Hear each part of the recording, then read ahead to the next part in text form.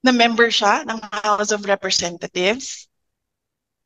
So, naiintindihan ko yung galit ng mga tao. Eh, yung mismong congressman nga, nahihiya na siya eh.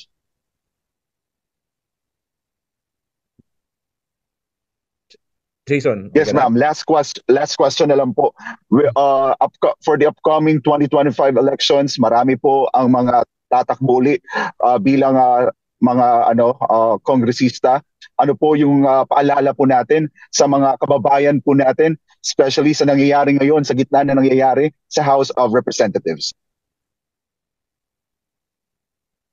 Yes, oo. Unang-una, huwag sila magpadala sa vote buying.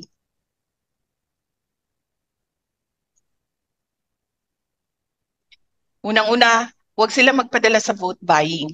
Ang vote buying ngayon, nakatago na sa pangalang ayuda, nakatago na sa pangalang AIX, nakatago siya sa pangalang AKAP, nakatago siya sa pangalang tupad.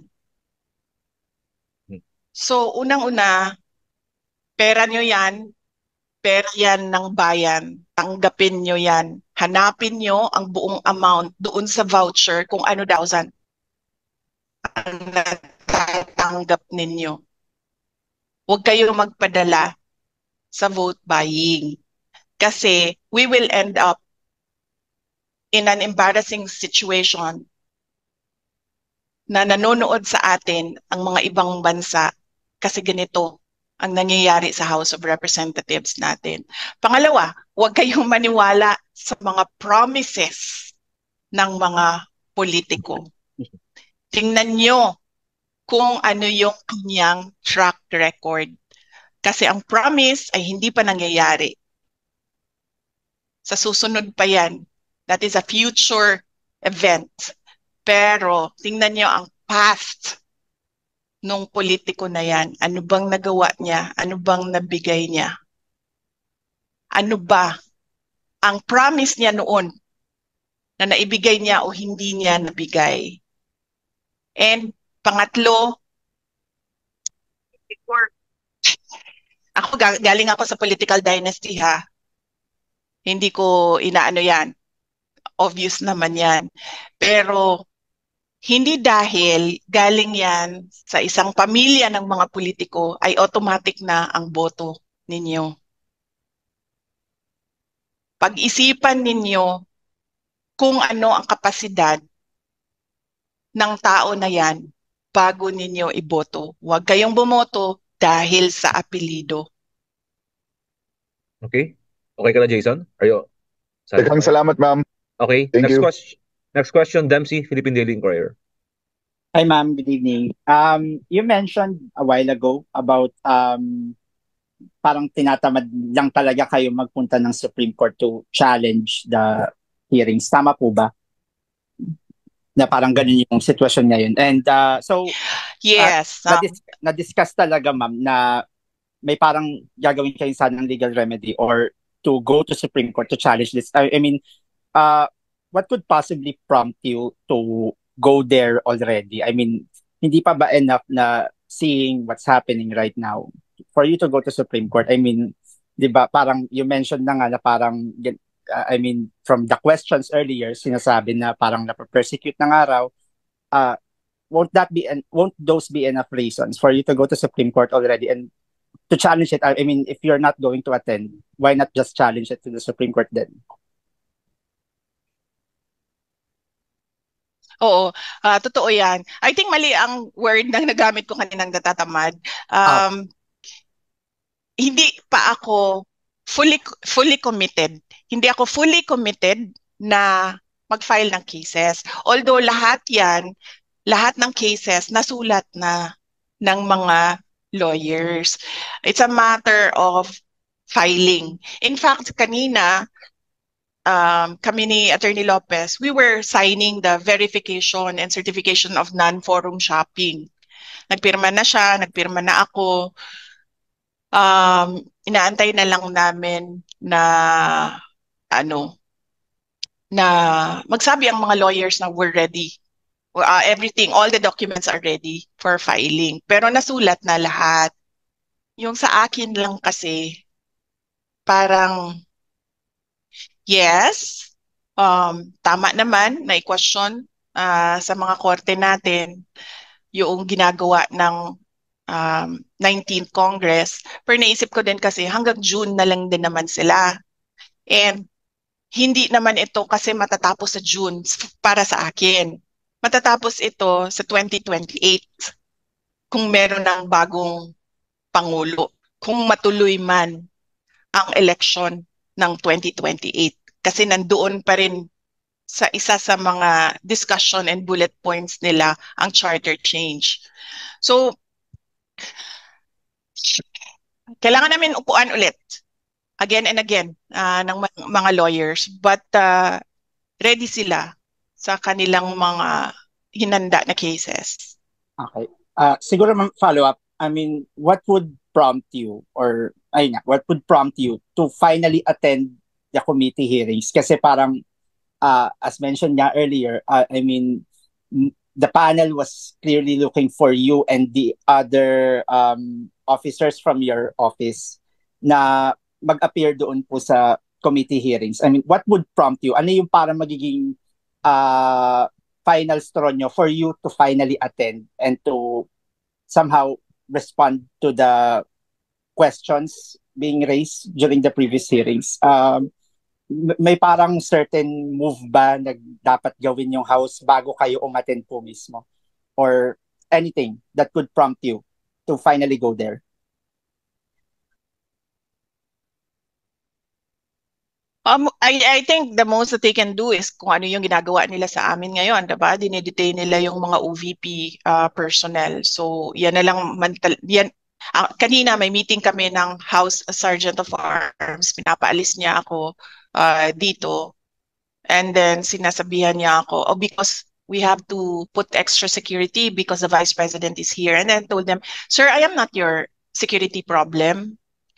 Kasi meron namang akong sariling security. Bayad din naman yan sila ng gobyerno para bantayan ako. So let them be na magbantay sa akin. So you don't need to worry about my security. At sabi ko sa kanya na sabi niya, hindi, kasi baka may mangyari sa'yo dito sa loob. Sabi ko, sir, isa lang naman ang gusto pumatay sa akin, si Martin Romualdez. And I don't think gagawin niya yan dito sa loob ng House of Representatives. Gagawin niya yan doon sa labas. So siguro, harm to the safety and security of OVP personnel. Yan lang ang maisip ko ngayon, top of mind answer. Okay. Siguro ma'am, last follow-up na lang. You said na si Martin Romualdez lang ang may gustong pumatay sa inyo. What made you say that? Oh, because I know him, diba? From the short time na nagkasama kami. I'm a good judge of character. Mabilis ako maka-assess ng isang tao. Okay po. Nagkasama kami sa kampanya. And I'm no psychologist, pero that man has so much baggage and insecurities sa buhay niya. Okay. Yun na ma'am. Thank you. Okay. Okay, thank you, Dempsey. Next question, Kat Domingo, ABS-CBN. Kat? Kat, are you there?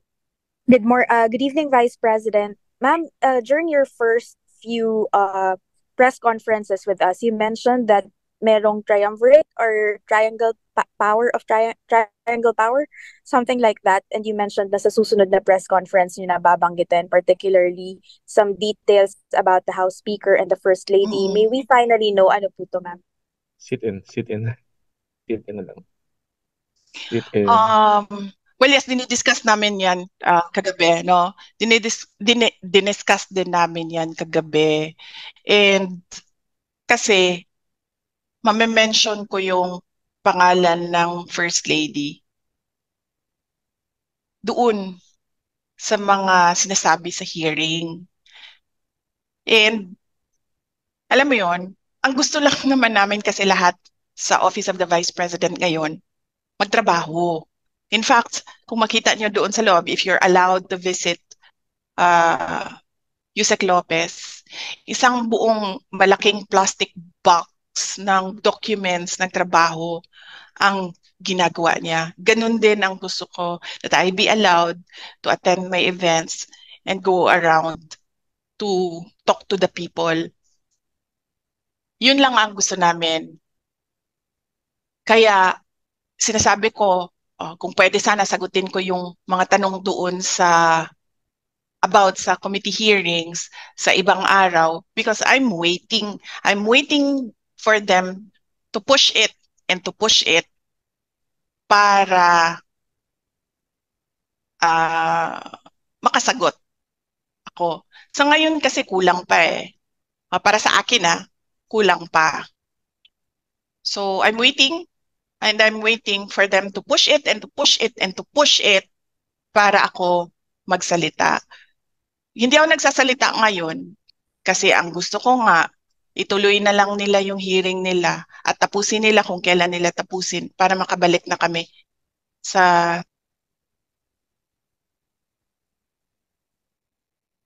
Ma'am, may we at least know kung anong issue po yung kinakasangkutan nila allegedly? Is it a corruption issue? Is it just a matter of politicking?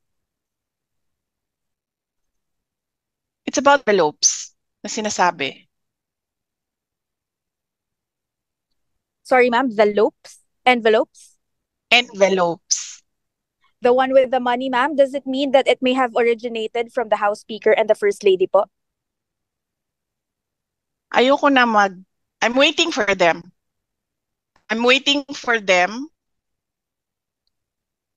Na umabot sila doon. Ngayon kasi tinigilan nila yung envelopes eh. Hindi ko alam kung naririnig nila yung mga discussions namin. Nakikinig sila sa mga discussions namin. Tinigilan nila eh. So I'm waiting for them to push. Inaantay ko kung ano yung mga sasabihin nila para one time na lang yung sagot. Okay, ma'am, may we at least know kung sino po yung congresswoman or man na sinasabi nyo na may utang sa husband nyo ng 9 million pesos, as well as the lawmaker whose dad has been apologizing to you over his or her conduct in the hearings? Sit in interview, ma'am. Better sit in. Yeah. So, hindi ko masabi kasi hindi ako nagpaalam sa asawa ko na sasabihin ko yung pangalan. Kukonti lang naman yan sila nandiyan sa Committee on Good Governance. Hanapin nyo yung may mga kaso. Tapos, kukonti lang din yan sila dyan na may tatay na politiko. So, by process of elimination, madali nyo lang mahulaan kung sino yan. I'm sorry, sandali lang ha. Hindi si Franz lang. Exclude na natin si Franz Castro. Hindi yan tatanggapin na kaso ng husband ko. Okay, salamat po. Okay, next question after Ms. Kat. Glenn Wego, DZWB, Jemmy Superradyo. Glenn, pasok. Hi, BP, maayong gabi. Ma'am, tanong ko lang po sana kung plano niyo po mag-stay dyan until New Year. May kipag-usap po ba kayo sa liderato ng Kamara, PP? Kasi parang kanina naglabas nga sila ng statement na parang nilalabag nyo na yung protocol po nila.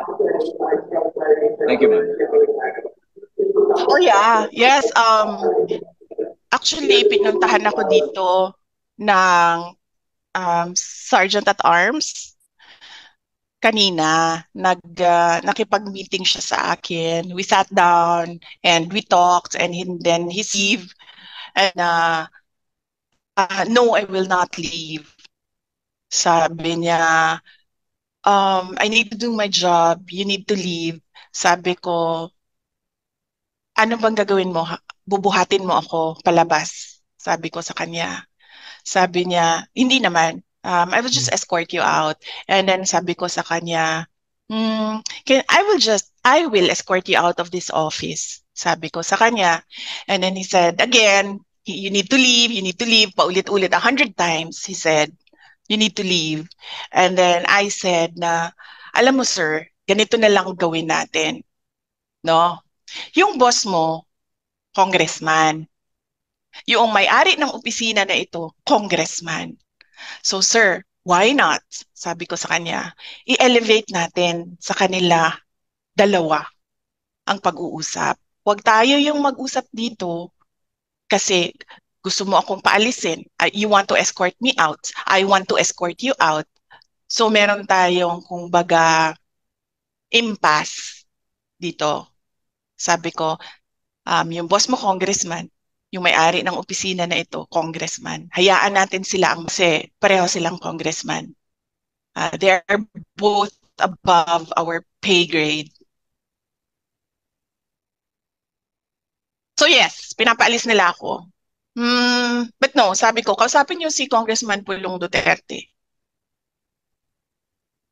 Thank you, ma'am. Thank And you. then I told them as well, sabi ko, sir, sorry, dagdag ko lang, I told them as well, I told him as well, sabi ko, sir, alam mo, kami sa Office of the Vice President, sa opisina namin, meron talaga kaming guide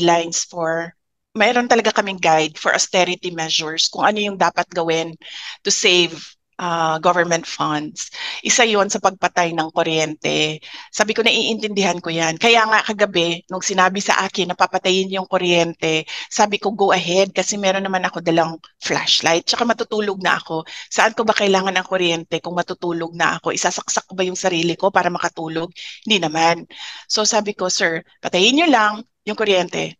I applaud the House of Representatives for having austerity measures. Sabi ko, sir, kung kailangan nyo i-cut yung tubig, cut nyo lang yung tubig. Wala namang problema yon. Sabi ko, just allow us the charging station. Kasi hindi naman kami magsasaksak sa inyo eh. Naka-charge na yun eh. But apparently, hindi ata pinayagan sa baba yung charging station. So okay lang yon. Doesn't matter. This is one thing na we have to give to the House of Representatives, i-recognize yung kanilang austerity measures, patay ng kuryente at ng tubig. But actually, marami akong suggestions sa Speaker of the House to improve his compound. Mayroon akong mga suggestions. But yes, baka pagbalik niya sa Lunes, ako na yung speaker dito. VP Speaker na tawag ninyong lahat sa akin. Bumalik na siya. I understand, nasa summer ba siya? Summer ba yun? Sabi sa akin kanina. Meron na naman siyang mga vote buying activities doon sa summer. Si JC, Okay, tawagin Glenn. mo ko VP Speaker sa Monday. Thank you, ma'am. Thank you. Next question, Kuya Henry Uri, DZRH. Are you still there? Kuya Henry? Oh, wala na. Okay, next. Lanes Kapanti, GMA News Online. Nasel? Nasel? Wala. Okay, next question, Miss Jed. JC, hanggang ano oras tayo? Ma'am, last 2 questions. 7:30. Last Last 2 two questions. Okay, thank you. Miss Jed, UNTV. Evening Jed? po, VP. Hmm. Yes po. Apo. VP, tanong ko lang po, what do you think would stop all these seemingly attacks against you po? Ay, hindi na, ma'am, hindi yan titigil hanggang sa 2028 election. Naiintindihan ko na yan ngayon. Noong una, hindi ko actually naintindihan. Pero noong bumisita ako kay former Senate President Manny Villar, bumisita ako sa kanya. And siya yung nagpaintindi sa akin. Sabi niya, you're number 1 in the race for presidency 2028. Sabi niya, hindi na yan titigil hanggang sa election day ng 2028. In fact, iyan yung concern ko, ma'am. Kasi I will be viable for the next 4 presidential elections. And my fear is hindi siya titigil for the next 4 presidential elections. Sige po, VP. Okay, last question. So yes, Kuya Henry, yun. Kuya Henry, Hindi nandiyan na ka pa? titigil yan, ma'am. Kuya Henry, okay, wala, naputol. So last question is from Haji, Brigada News FM. Haji? Hi ma'am, mayang gabi po. All right. May gabi. Yes, Madam Vice President, you've mentioned about the AKAP, the AIX as a form of vote buying. So does it mean po, ma'am, na dapat po, are you saying na dapat itigil na po yung pagkasasagawa po nitong tinatawag na BPSF or Bagong Pilipinas Servicio Fair, since you've mentioned na yun nga po nagpunta ng Samar si Speaker for the BPSF, ma'am?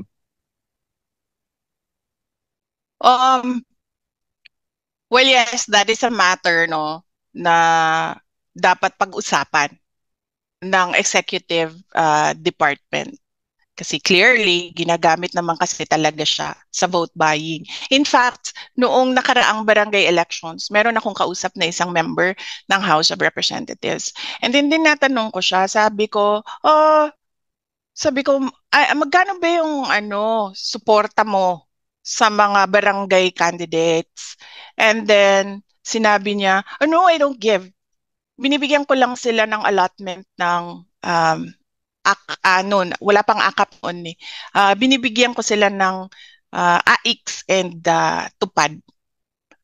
So, clearly, sa ganun, meron ng parang some sort of admission from a politician na ginagamit siya for vote buying. In fact, noong nakaraang election din ng barangay election, merong nag-file ng case talaga, di ba, sa Davao Region.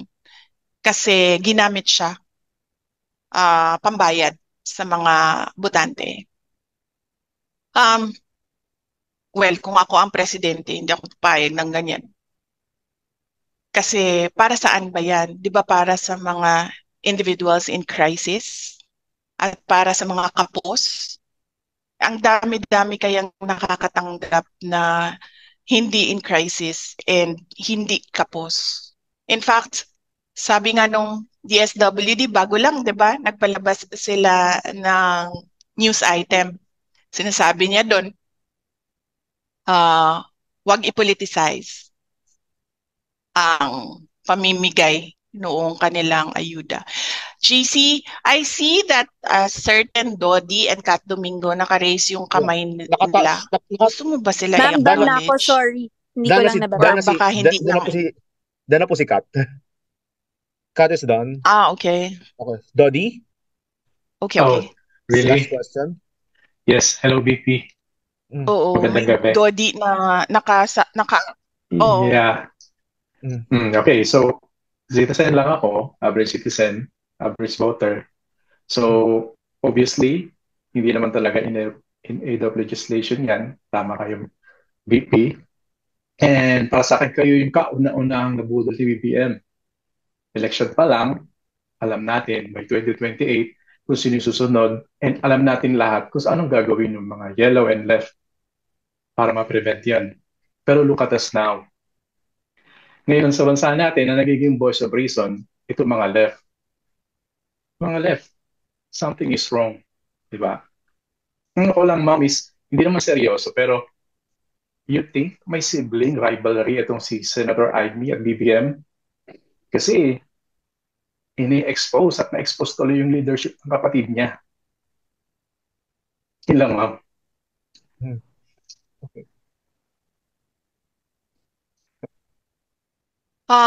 Hello? Well, hindi ko alam yung sibling rivalry. So wala akong personal knowledge sa sibling rivalry. I can only answer sa pamilya namin, sa Duterte family. Kaming magkakapatid, wala kaming sibling rivalry.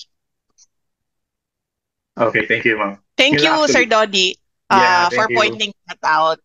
Thank you. For pointing out na Ma'am, may last follow-up si Haji from Brigada News FM. Haji, yes, JC. pasok niyo na yung Haji, your last follow-up.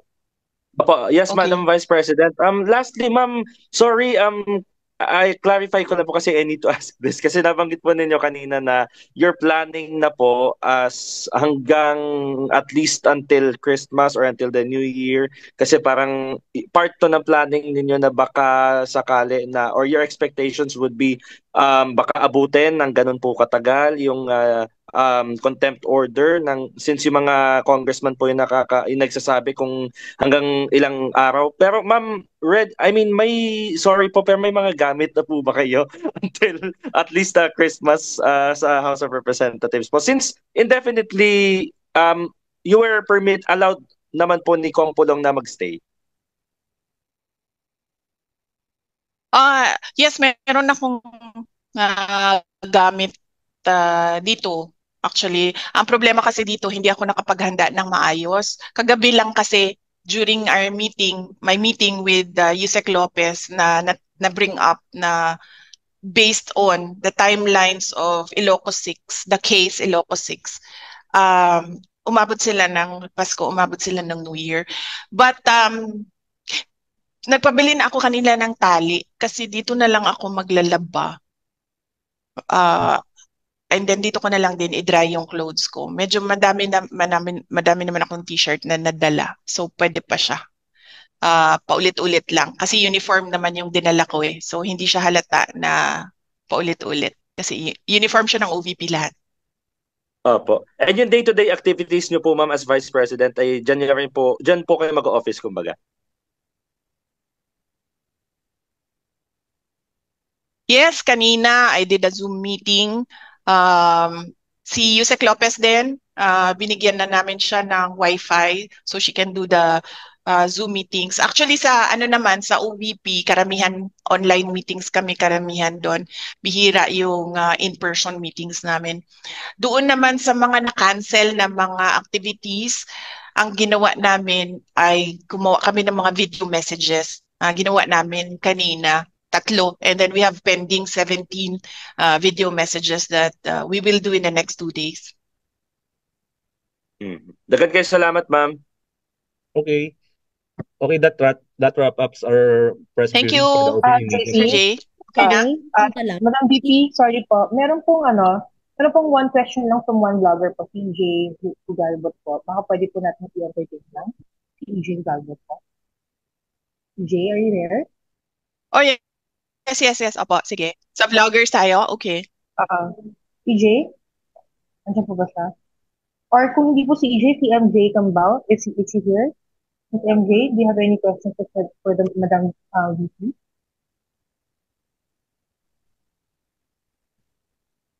Alright, so mukhang wala po. Pero meron pa pong nag-raise ng hand eh. Okay. Are we going to entertain? Ay, sino po? Ayun po si EJ Hugalbot po. Yeah, hi Sir, VP. 1, 2 questions. Apo. Yes. Hi, Inday. May gabi, Inday. Yes, last question, sir. Ay, from Cebu, Liloan. The Opo, land of sir. the Pastos. Day, Mayong gabi. Yes, mayong gabi. How is the family, no? Your husband, Mans, and the children, and PRRD dealing with what has been going on for the last 24, almost 36 hours na with you there in the house, and your plan actually to stay there for a while until about after the new year of 2025. Yes, sir. Opo. So as long as meron detain na OVP personnel, kung saan man yon sila ma-detain, our preparation is lalapit ako doon sa kanila so that I can visit them every day para hindi ako nagbabiyahe ng matagal on the road. And then I can do a lot of things as well dito sa office. CPRD, hindi pa kami nagkausap, but knowing PRD, baka nga gusto nun pumunta dito. Kaso isa lang yung sofa dito, kaya hindi pwedeng pumunta si President Duterte. My husband, nag-text siya kanina, nagtanong siya kung ano yung mga kailangan ko, and then I told him na kompleto naman yung mga gamit ko dito, so walang problema. And then sa family na naman kasi namin, sir, kapag merong isang parent na wala sa bahay, we always do a video call every night. So meron kaming ganun every night, basta merong isa sa amin na wala sa bahay. So meron kaming communication or meron kaming family discussion every night. Ang hindi ko pa lang nasabi sa mga bata is kung nasaan ako ngayon. Kasi ang expectation nila ngayon nasa Cagayan de Oro ako. But tonight, during our video call, sasabihin ko sa kanila kung nasaan ako. Especially so that yung isa sa mga anak ko, ninang niya, si Yusek Zulaika Lopez. The only ninang. Kasi ano lang yung godparents niya. Isang ninong, isang ninang. And they're very close, yung anak ko tsaka si Yusek Lopez. So I expect her to understand kung bakit nandito ako. But mag-usap kami mamaya. Nay, follow-up question na lang, no? You mentioned Thank you. Baka pupunta si PRRD dyan. Yes. What if maraming mga supporters mo ang gusto na rin pumunta dyan sa Batasan, mga ordinary Filipinos? Yes. Yan din madami actually nag-text sa akin, sir, na gusto nila pumunta. And then sinasabihan ko sila na wag na kayo pumunta. Alam ko lahat ng mga tao ngayon ay kulang ang kita, kulang ang hanap buhay. Sabi ko sa kanila, tumutok na lang muna kayo sa mga trabaho ninyo para maganda or masaya yung Pasko ng mga pamilya ninyo. So yan yung lagi ko sinasabi sa mga tao na sinasabi nila na pupunta sila dito. And then meron ding one or two politicians na nagsabi na pwede ba silang bumisita dito. And then I told them na bisita na lang siguro sila sa office hours na ang House of Representatives. So wag during weekends kasi wala namang opisina dito. And wag after office hours. Thank you, Day. VP, palihog po. Thank you. Sorry, last na ma'am. Ayong gabi. Magandang, yes. Ma'am? Yes. Ma'am, sorry. Makakapunta kayo? VP Sara? Hello? VP Sara, sorry, I have to ask a question. Yes, ma'am. Your father po, si former President Duterte, Sino to? Po, when he attended the Quadcom hearing po before, no? And you were there. TV5. Opo. So, si PRRD po, he took the oath po when he attended the Quadcom hearing tungkol nga po dun sa EJK po nung patayin dun sa kanyang Jaguar. And during our ambush interview po after that, sinabi niya, he is urging you to do the same din sana. So far po ma'am, kasi yung ma-attend po ngayon na OVP officials have no personal knowledge po regarding the confidential expenses. And ang itinuturo nga po nila na ay ang specialist bursing officers and chief of staff and kayo po na may nakakaalam nga po dito sa confidential funds. So yung lawmakers po right now are still very hopeful that you will attend the hearing, explain and answer the questions po about the over 600 million confidential funds ng inyong opisina at paano po ba talaga ginasta itong pondo po ng taong bayan. Marian, last question, wrap up here. Kindly wrap up. Okay. Yes. Okay. Yes, nagets ko. Unang point mo is sumagot sa mga members ng House of Representatives. Sinabi ko na kanina kung bakit ako hindi sasagot sa members of the House of Representatives. Dagdag ko lang doon na the power of the purse is the power to give or take away money. Hindi sila ang nag-audit ng utilization na ang government funds. Yan ay exclusive domain ng Commission on Audit. Yan ang sinasabi namin lagi. Sumasagot kami, nagko-cooperate kami sa Commission on Audit. Kahit pa we feel na sinasabihan na ang Commission on Audit ng mga some members of the House of Representatives kung paano mag-audit. Nandoon pa rin kami sa full cooperation sa Commission on Audit. Sabi ni PRD na yun din ang gagawin ko, mag-uusap ko and mag-attend ng hearing. As I said, umattend ako. Hindi lang ako nag-oath because meron akong objection sa unconstitutionality ng rules ng House of Representatives. Pero in an inquiry in aid of legislation, does it matter kung may oath o wala yung tao? Nandyan yung tao as a resource person. You're there to ask them information para makakraft ka ng batas.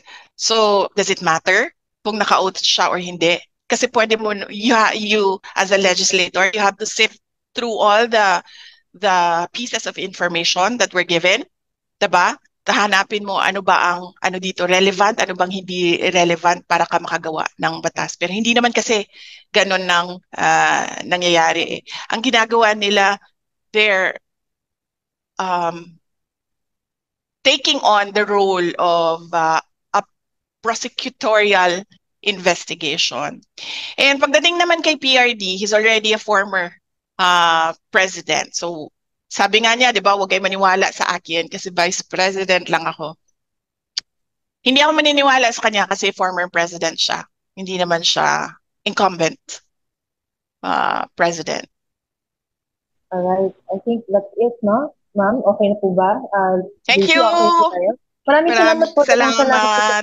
Salamat. Bye-bye. Thank you! Thank you Ma'am, po. Thank you, po, ma'am. Judy. God bless Thank po you, kayo sa inyo lahat. Pebbles. And Thank thank you you, DDS communications team. Ingat po kayo. Ingat po kayo. Salamat po. You can leave the room na po. Salamat.